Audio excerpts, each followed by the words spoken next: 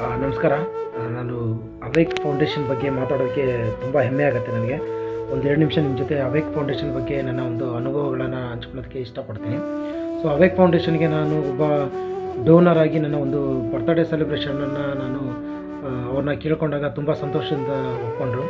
So ಅಲ್ಲಿ ಹೋಗಿ ನಾನು ಅಲ್ಲಿ ಒಂದು ವಿಷುವಲಿ ಚಾಲೆಂಜ್ ಮಕ್ಕಳ ಜೊತೆ ನಾನು ನನ್ನ ಬರ್ತ್ಡೇನ ಸೆಲೆಬ್ರೇಟ್ ಮಾಡಿಕೊಂಡೆ.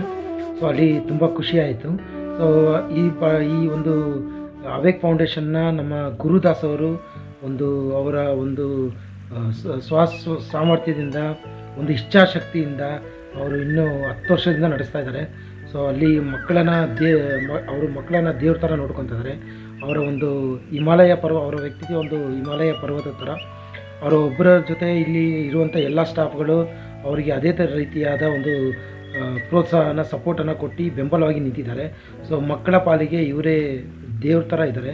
ಸೊ ನಾನು ಏನಂತ ಕೇಳ್ಕೊಳ್ಳೋದಂತ ಹೇಳಿದ್ರೆ, ನಿಮ್ಮ ಬರ್ತಡೇ ಆಗಲಿ, ನಿಮ್ಮ ಯಾವುದೇ ಒಂದು ಸಂತೋಷವನ್ನು ನೀವೇನಾದರೂ ಸ್ಪೆಂಡ್ ಮಾಡಬೇಕು ಅಂತ ಹೇಳಿದ್ರೆ, ಈ ಒಂದು ವಿಷುವಲಿ ಚಾಲೆಂಜ್ ಪರ್ಸನ್ಗಳ ಜೊತೆ ನೀವು ನಿಮ್ಮ ಸಂತೋಷವನ್ನು ಹಂಚ್ಕೊಂಡ್ರೆ ಅವರಲ್ಲೂ ಒಂದು ಸಂತೋಷ ಕಿರುನಗೆಯನ್ನು ಮೂಡಿಸ್ದಂಗೆ ಆಗುತ್ತೆ.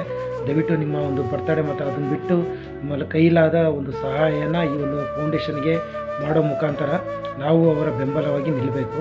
ಸೊ ಒಂದು ಅವೇಕ್ ಫೌಂಡೇಶನ್ ತುಂಬ ಶ್ರೇಷ್ಠವಾದ ಒಂದು ಸಂಸ್ಥೆ. ಸೊ ಈ ಒಂದು ಅಂಧರ ಅಂತಾರೆ ವಿಷುವಲಿ ಚಾಲೆಂಜ್ ಮಕ್ಕಳಿಗೆ ಒಂದು ಬೆಳಕಿನ ಆಶಾ ಕಿರಣವಾಗಿ ಹೊಮ್ಮುತ್ತಿದೆ. ಸೊ ನಾವು ನಮ್ಮ ಕೈಲಾದಷ್ಟು ಬೆಂಬಲವನ್ನು ನೀಡಿ ಈ ಸಂಸ್ಥೆಗೆ ಬೆಂಗಾವಲಾಗಿ ನಿಲ್ಲಬೇಕಾಗಿ ನಿಮ್ಮಲ್ಲಿ ಕಳಕಳಿಯಾಗಿ ಪ್ರಾರ್ಥಿಸ್ತೀನಿ. ತುಂಬ ಧನ್ಯವಾದ.